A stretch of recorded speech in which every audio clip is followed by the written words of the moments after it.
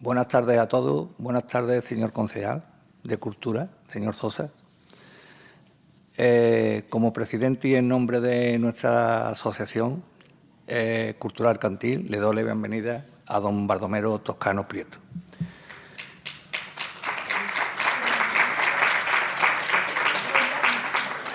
Él es licenciado en Imagen y Sonido de la Universidad Complutense de Madrid en 1986. Tiene máster en Escritura de Guión y Cinematografía y Televisión por la Universidad Autónoma de Madrid en el curso académico 92-93. Curso de Gestión de Empresas Audiovisuales por las Escuelas de Organización Empresarial de Sevilla del año 99. Con 30 años de experiencia dedicado a la televisión, con un amplio badaje profesional y en una de las principales televisiones autonómicas de España, como es el Canal Sur, y las televisiones nacionales, como son Telecinco y La 4. Ha sido 13 años al frente de la Dirección de Producción de Programas de Entretenimiento de Mediaset España, Telecinco y de La 4. Durante ese tiempo ha liderado el equipo de profesionales de contenido de producción de programas de entretenimiento en lo que se encuentra destacados formatos internacionales como Sálvame, Got Talent, Factor X, Pasapalabra, Superviviente, Gran Hermano, La Voz Kids, Volando Voy y Planeta Calleja. Cabe destacar su capacidad creativa y su gestión de equipo y, sobre todo, la alta efectividad para cumplir objetivos.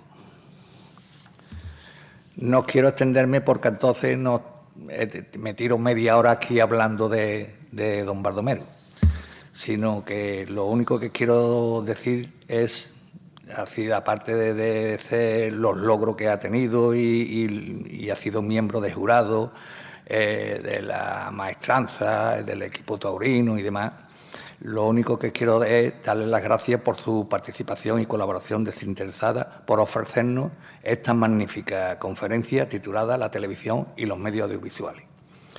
No cabe la menor duda que disfrutaremos muchísimo el tema que domina con gran perfección. Muchas gracias, Baldomero. Bueno, gracias por tus palabras, Pepín. Muchas gracias. Muy agradecido y un honor estar aquí ante ustedes. Y nada, yo no vengo a dar una conferencia en stricto sensu, como se diría. Hay algo que Pepe nos ha dicho, y es que he sido también profesor de la Universidad de Sevilla muchísimos años. Es una de las, quizás, de mis máximos orgullos como profesional, esos 20 años que estuve impartiendo docencia en la Universidad de Sevilla. Lo recuerdo muy especialmente porque siempre me ha gustado la docencia. Es algo que bueno, es una de mis vocaciones, ¿no?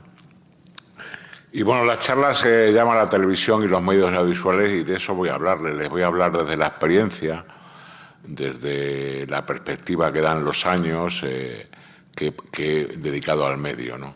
Decía David Mamet, un gran dramaturgo y director de cine, que esta es una profesión de putas porque trabajamos para entretener a los demás. Pues entonces yo he sido puta muchos años, con perdón de la expresión, y espero que me entiendan el chiste. Mi carrera arranca en 1980, mi carrera profesional. Todavía no había terminado la universidad y bueno, me mandan de becario a Televisión Española, a Asturias. Ahí comprendí también que la íntima ligación que había entre la política en la televisión pública y entre la política y la televisión.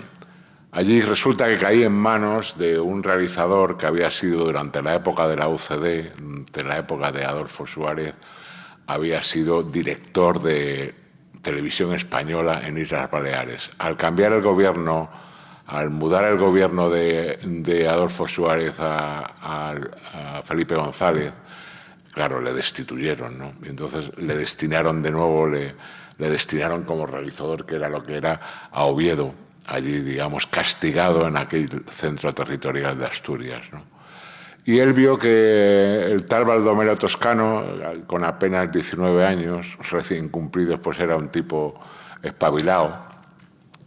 Y me dijo, mira, Baldo, yo estoy ya al final de mi carrera y esto te lo vas a comer tú solito.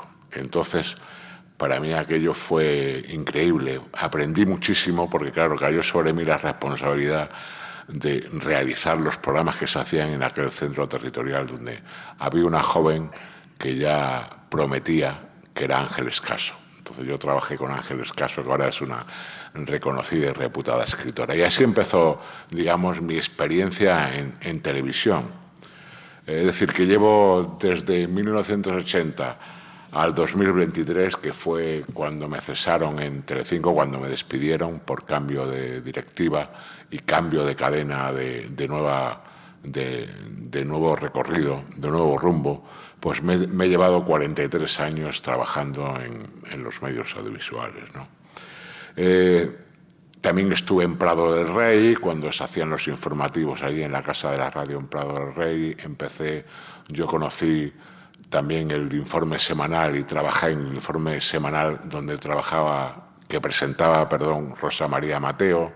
Es decir, que llegué a conocer a alguien que seguramente conozcáis vosotros, os acordéis, que fue Mariano Medina, el hombre del tiempo, que me contaba unas anécdotas maravillosas de la televisión de aquella época, de la televisión en blanco y negro, y en aquella increíble Casa de la Radio en Prado del Rey. Allí aprendí mucho. Aparte de la carrera, pues allí desarrollé gran parte también de mi interés por el medio y mis primeros pasitos. No voy a aburriros mucho, porque yo llegué a Sevilla en el 82, ya tuve uno de mis primeros contratos en la Avenida de la Palmera, donde estaba el Centro Territorial de Televisión Española en Sevilla. Fue el año del Mundial. Ahí aprendí muchísimo también del trabajo de la televisión. Y luego ya también estuve en una productora en Sevilla, que fue de las primeras personas que confió en mí profesionalmente y con el que mantengo una estrecha relación, que es Juan Lebrón.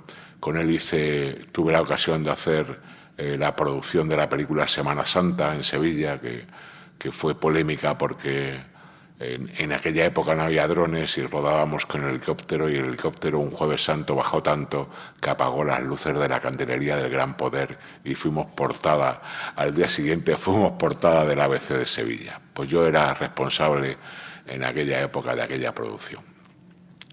Bueno, ¿qué contarles de la televisión? Pues muchísimas cosas, muchísimas, aparte en esa trayectoria, ¿no? En mi trayectoria profesional. En el año 89, muchas veces las madres, que son sabias, las mujeres son sabias, mi madre y entonces mi esposa, María Ángeles, la madre de mi primer hijo, empezaban las oposiciones para las televisiones autonómicas.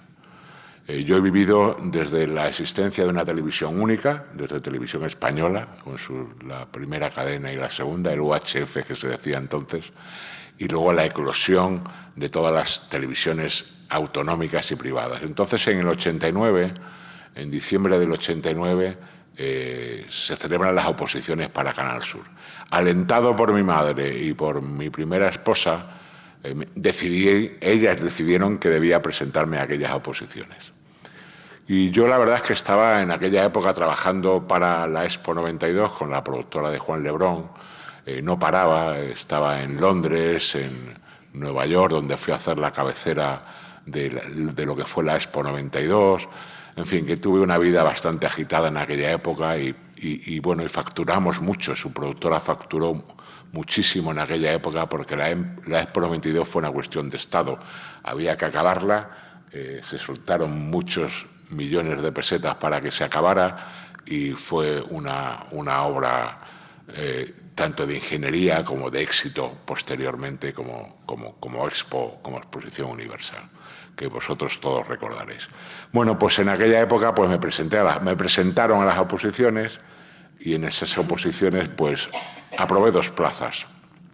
Yo iba con poca fe, estudié poco, porque yo siempre he sido poco de estudiar, de hincar el codo relativamente poco, siempre tuve facilidad para eso y para sacar buenas notas sin estudiar mucho.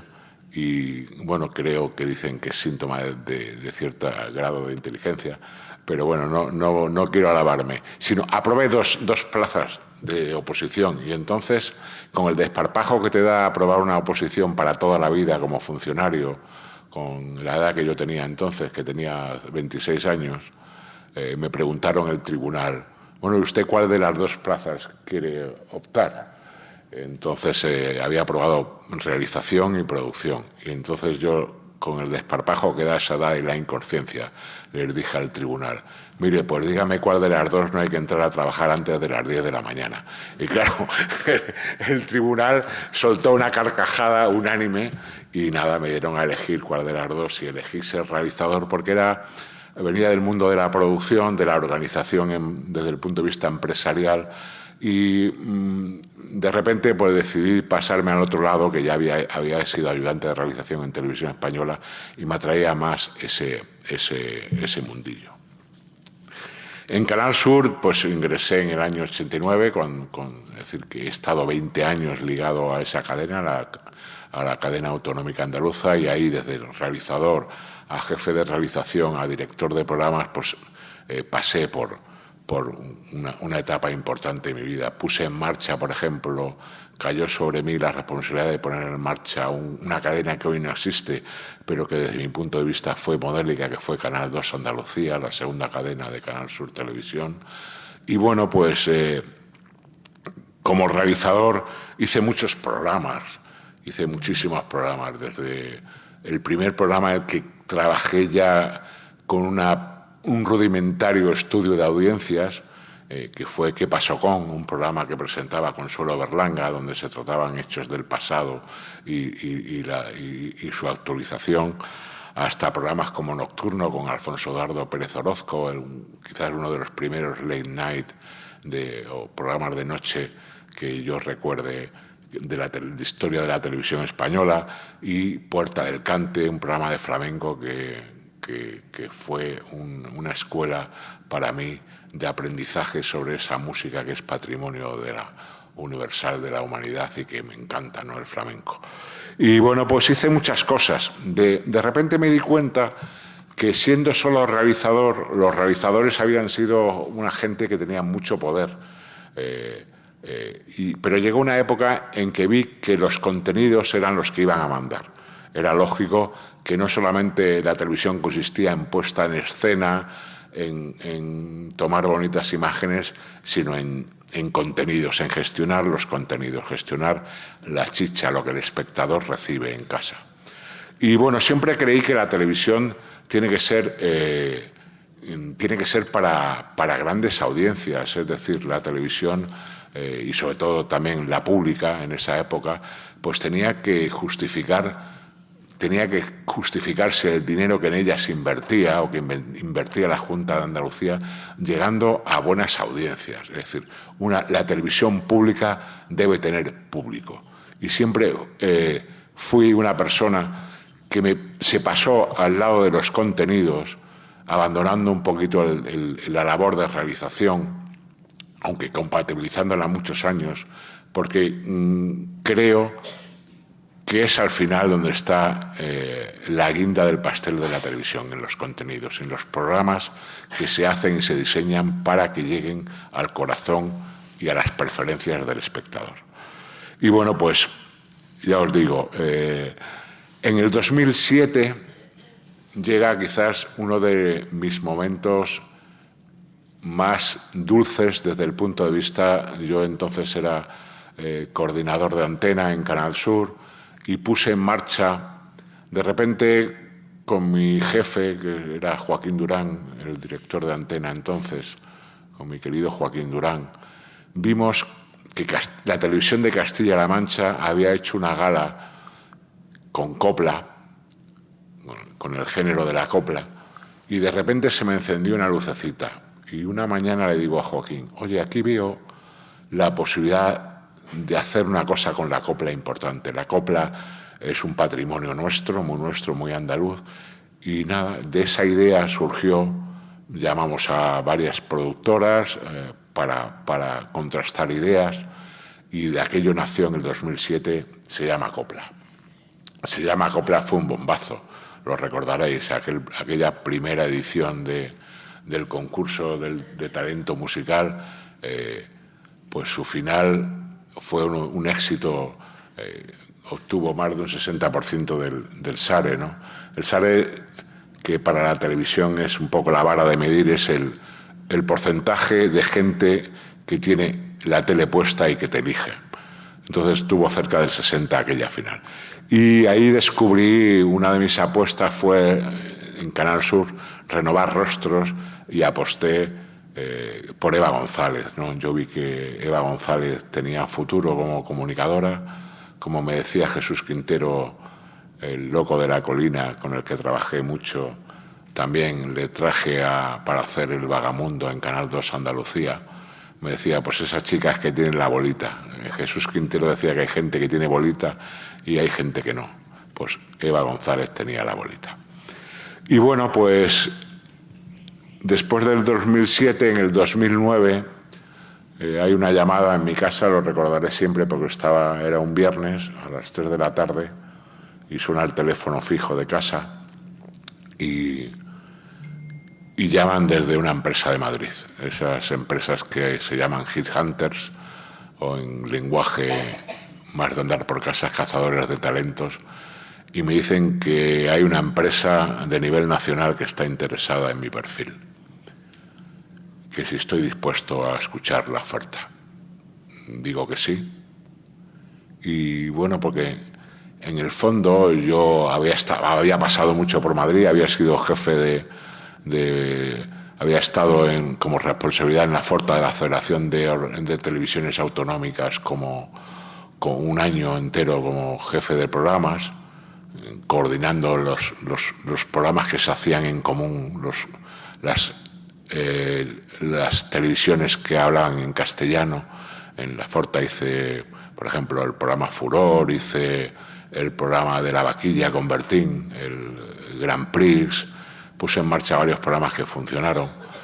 Pues sonó dije que sí, que quería, que por qué no, por oír una oferta, pues hay que ir. Y cogí, me puse corbata ese día y me fui a Madrid, allí a una oficina de la calle Serrano, de estas que tienen una moqueta de 10 centímetros que pisas y parece que flotas. Y nada, pues tuve una primera entrevista, me volví a Sevilla y a la siguiente semana me dijeron que seguían interesados en mi perfil. Otra entrevista más, otra subida más a Madrid, hasta que ya la tercera me dicen, no, esta oferta es de una televisión que se llama Mediaset. ¿Usted la conoce? Digo, claro que la conozco. Y dice, le quiere ver el señor Paolo Basile. Y allá que me fui y nada, cerré los términos del contrato, llegamos a un acuerdo y ahí estuve cerca de 14 años. Hasta que Paolo Basile se jubiló y le nombraron otro director general. Y bueno, pues mi vida ha sido esa. Mi vida ha sido una vida larga de casi 4 décadas, más de 4 décadas en la televisión, y sobre todo esos últimos 14 años en Mediaset, ¿no? Sobre todo porque la televisión comercial en España es a cara de perro. ¿Por qué? Porque hay muchos intereses económicos. Os voy a dar algunas cifras, ¿no? Algunas cifras. La inversión publicitaria el año pasado en televisión en España fue de casi 1.500 millones de euros. 1.480 millones de euros. O sea, un dineral. El pastel es gordo y atractivo, ¿no? Por ejemplo, y hablando de mi última empresa, el beneficio neto, estas son cifras publicadas, porque son empresas que cotizan en bolsa y tienen que comunicar sus beneficios. El beneficio neto el año pasado fue de 209 millones con 2. O sea, casi 210 millones de euros después de impuestos. O sea, que es un buen beneficio. En el año 22 el beneficio neto fue de 217 millones de euros después de impuestos. Es decir, que el mercado de la televisión mueve mucho dinero. La publicidad mueve mucho dinero. En 2007, no sé si lo recordáis, yo todavía no estaba en Mediaset, pero el entonces gobierno socialista de José Luis Rodríguez Zapatero decidió quitar de Televisión Española la publicidad. Entonces las dos grandes empresas grupos privados, A3 Media y Telecinco, vieron el cielo abierto, ¿no? Porque quedaban dos operadores nada más en la televisión comercial en abierto y se repartían ese suculento pastel, el pastel publicitario. Es decir, en televisión comercial se trabaja con el cuchillo entre los dientes, a cara de perro. Yo he tenido un estrés tremendo estos 14 años porque la exigencia era ganar. Porque ganar o perder un punto de SARE en el mes, en la semana, en el día, en el año, era perder muchos millones de euros de beneficios. La televisión comercial se hace para ganar dinero, para que los accionistas de sus empresas ganen dinero. Y es lógico que esa presión recaiga sobre sus directivos.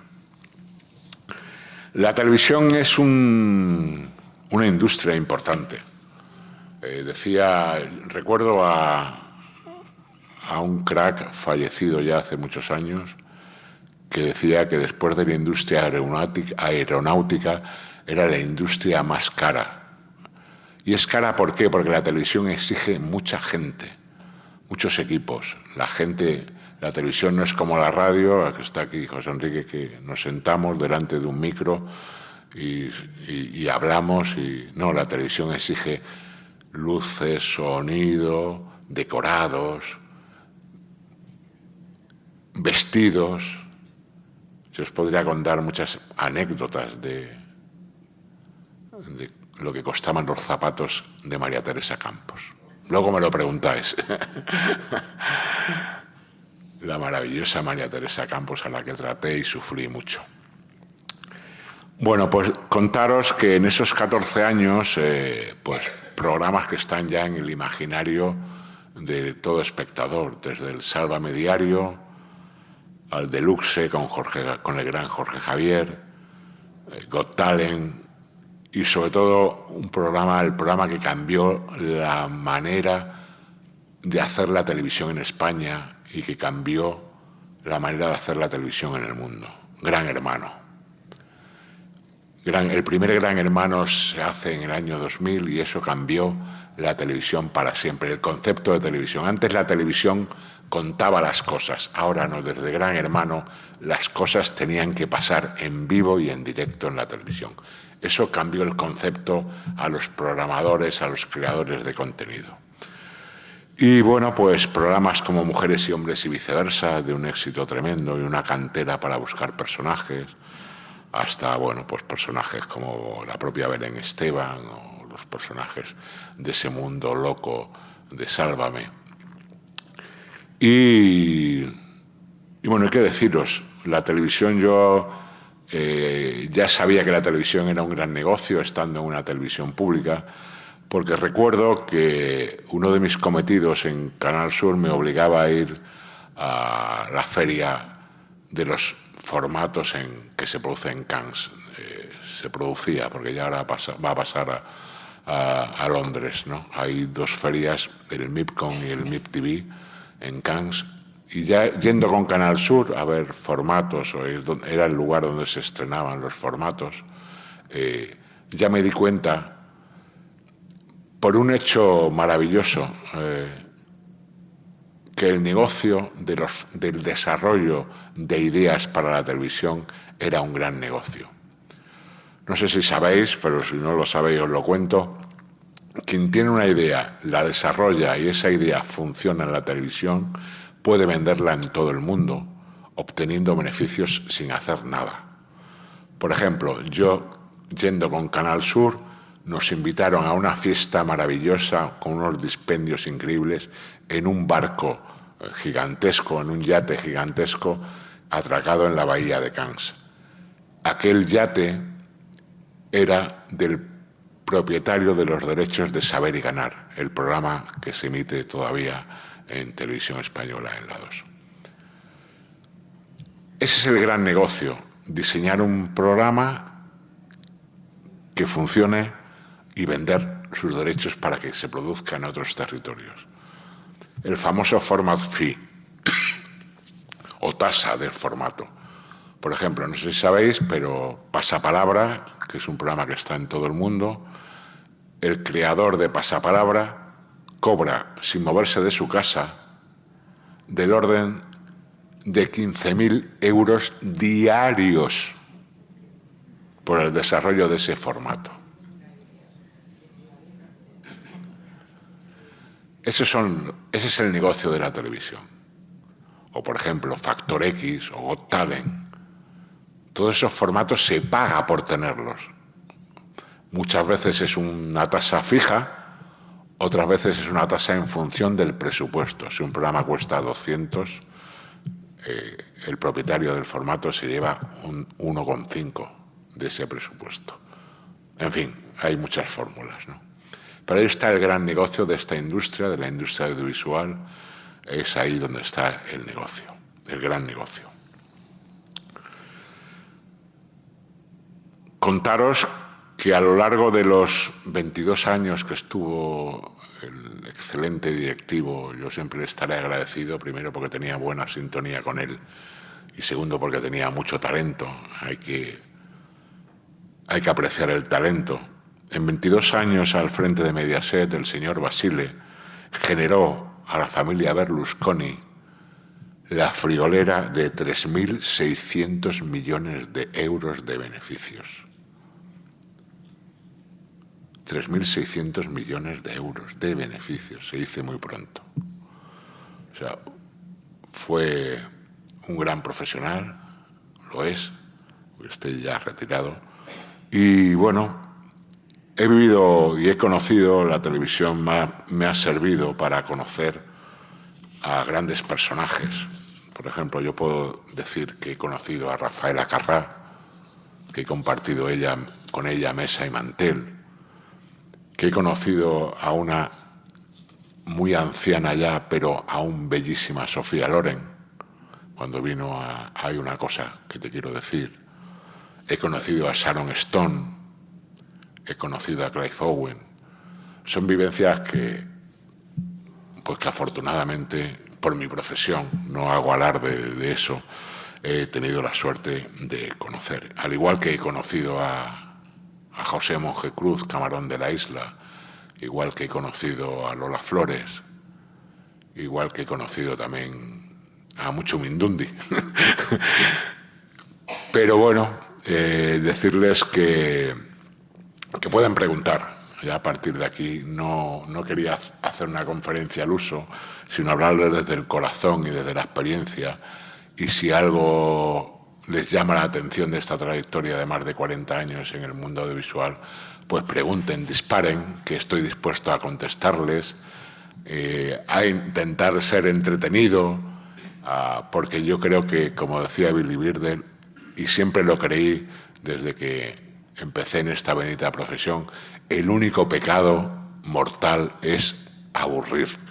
Yo creo que la televisión es entretenimiento, es pasión, es luz, es color, es alegría, y sobre todo la televisión, para llamar la atención en este mare magnum de canales que hay ahora mismo, desde las televisiones comerciales en abierto hasta las plataformas, hasta, en fin, pues hay que llamar la atención al espectador, y la televisión es un medio ruidoso. ¿Por qué es un medio ruidoso? Porque está en nuestro salón, en nuestra habitación, y para captar la atención del espectador hace falta generar ruido, generar llamada, generar atención, generar, bueno, pues interés. Bueno, pues pregunten, si quieren preguntar, pregunten y yo les contestaré. ¿De qué programa te sientes más orgulloso en toda tu carrera y cuál no hubieras hecho? Que no hubiera hecho los fracasos. Yo tengo muchos fracasos, no solo tengo éxito. La televisión es empirismo, es prueba y error. Y bueno, tengo grandes fracasos. Tengo un fracaso. Intenté poner en marcha un programa de noche, de nuevo, estilo Crónicas Marcianas, con Jordi González, que se llamaba Se enciende la noche. Fracasé. No era ni el momento, ni... Y luego, de los éxitos, los recuerdo todos con cariño, pero sin duda yo creo que el acierto de Se llama Copla es uno de mis máximos orgullos profesionales, el acierto de aquel programa que llamó tanto la atención a los espectadores de esta tierra, ¿no? Y sobre todo también cómo me enteré, porque me di cuenta, la televisión cuando trasciende el éxito de un programa, se escucha en la calle. Entonces, Se llama Copla, lo estrenamos un sábado noche. Y yo al día siguiente fui con mi hijo, el pequeño, que ahora cumple 18 años, ya tiene 18 años y está estudiando Derecho. Y fui al parque a pasearlo, era muy pequeñito, Pablo. Y de repente, yo vivía entonces en Castilleja de la Cuesta, en un parque de Castilleja de la Cuesta, a la 1 de la tarde. Me senté allí a tomar una cerveza mientras el niño estaba con el niño, paseando al niño, y oí en aquel bar, oí a la mesa de al lado hablar de la copla. Oye, ¿viste esa noche la copla? ¿Has visto a fulano cómo canta? ¿Has visto a zutano? Y entonces yo, sin saber el dato, porque entonces no había audiencias todos los días como ahora, sino hasta el lunes, me di cuenta, aquí hay algo positivo.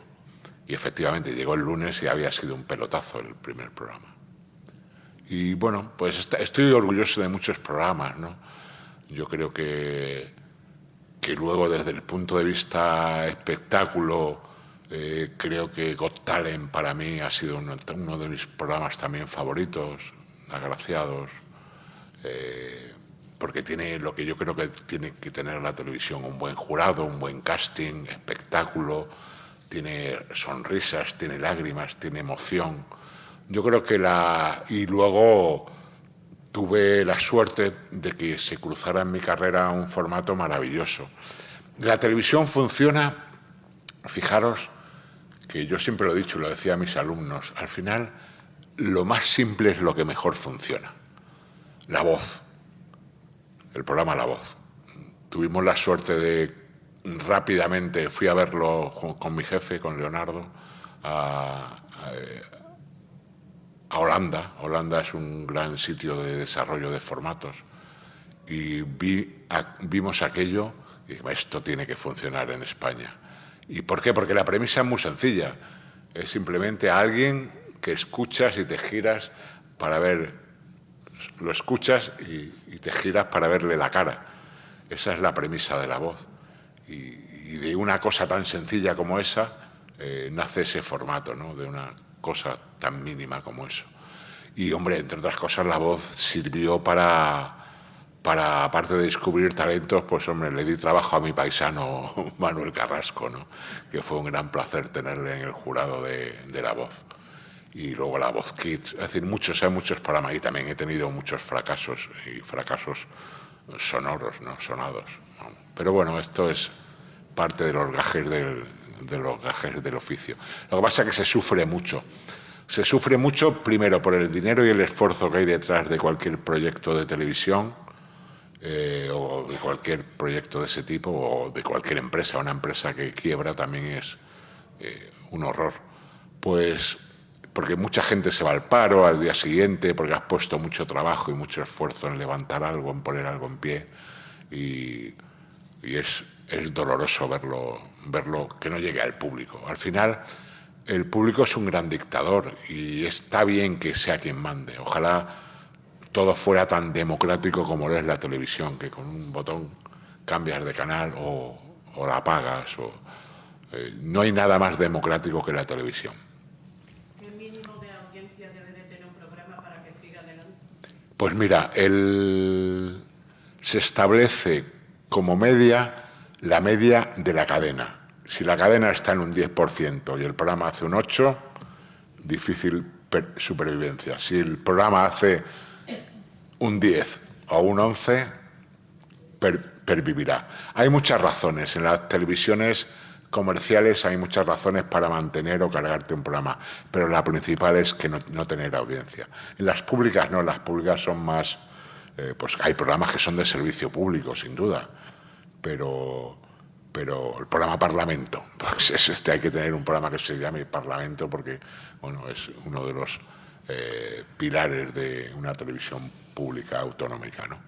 Pero la barrera está en la media de la cadena. Si el programa tiene más audiencia que la media de la cadena, probablemente pervivirá, y si no, también los programas se desgastan, el tiempo es un gran factor, pero bueno, hay programas incombustibles, pasapalabra, el que inventó el rosco es lógico que cobre desde su yate, cobre todos los días una pasta.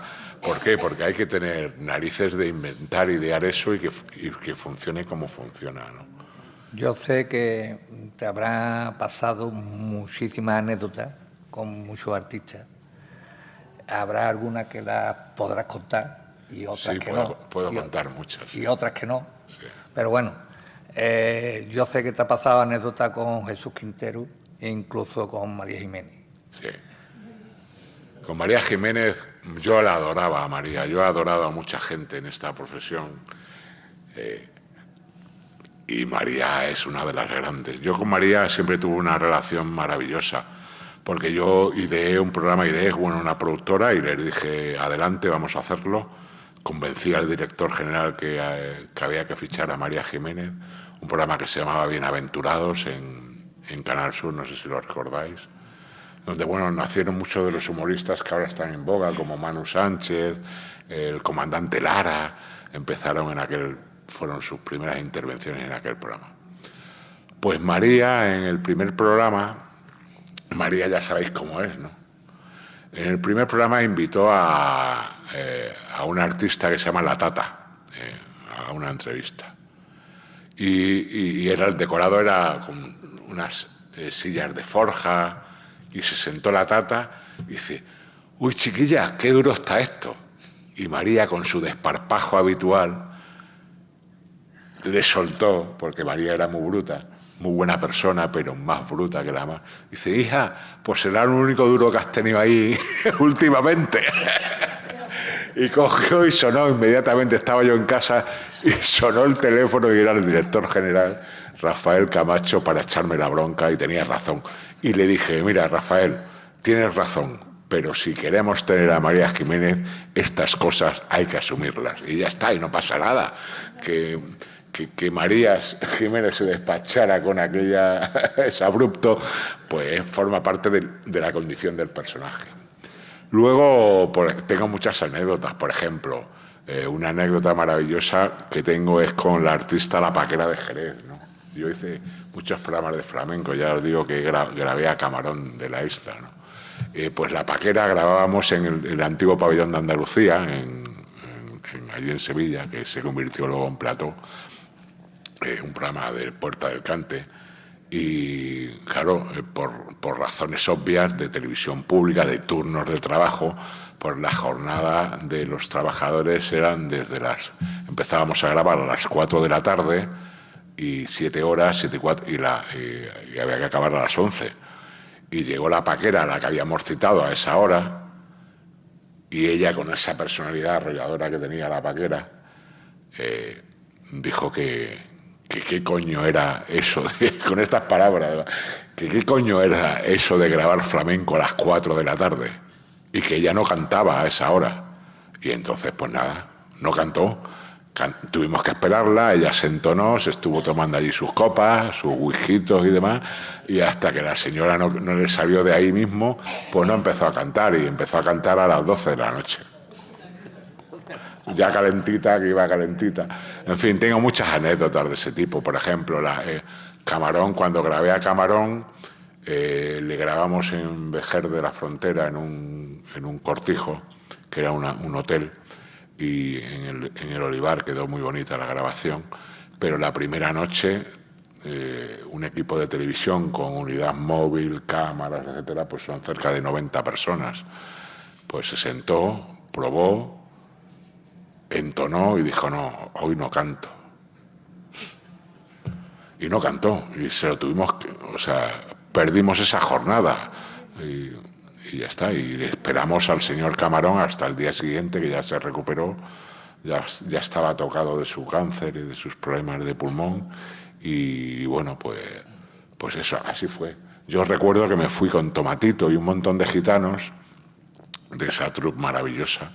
Nos fuimos al Puerto Santa María, a un reñero, a apostar peleas de gallos ilegales. Y todos los gitanos allí apostando sus billetes y fue un espectáculo aquello. ¿La tele tiene que tener catadura moral? Mira, ¿O no es aconsejable? yo creo, por mi experiencia, que lo único que hay que respetar es la legislación vigente. Eso fue lo que me dijo Pablo Basile. Porque yo le pregunté una vez, porque le dije literal, digo, yo voy a jugarte en el área de penalti, que es donde se marcan los goles, y digo, ¿dónde está el límite? Y me dice, en la legislación vigente. Si te pasas, pues te caerá una pena, pero yo creo que el límite está en la legislación vigente. Evidentemente, una televisión pública tiene que velar por otros intereses que no son los de una televisión comercial, evidentemente, sin duda.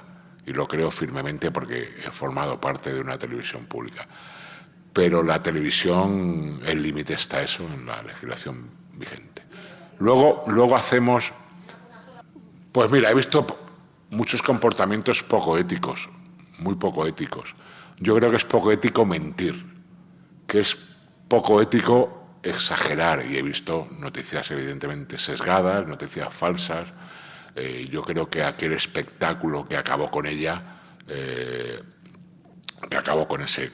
mediáticamente con ella, con Nieves Herrero sobre lo de Alcácer, eso marca un antes y después de la televisión en España. Que Telecinco, la televisión que hacíamos en Sálvame de Corazón, se pasara con algunos personajes, pues forma parte del juego. Tú con un personaje como doña Isabel Pantoja, por ejemplo,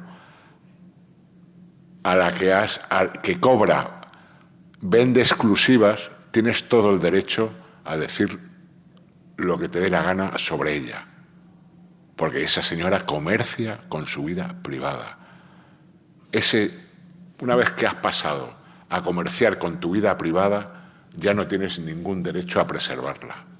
Si tú cobras por enseñar a tus hijos en televisión o a una revista, has perdido todo el derecho que te da moralmente que no se metan contigo o que no hagan.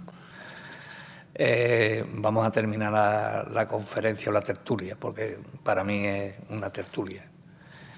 Y lo primero que voy a hacer va a ser entregarle a Baldomero el PIN de nuestra asociación.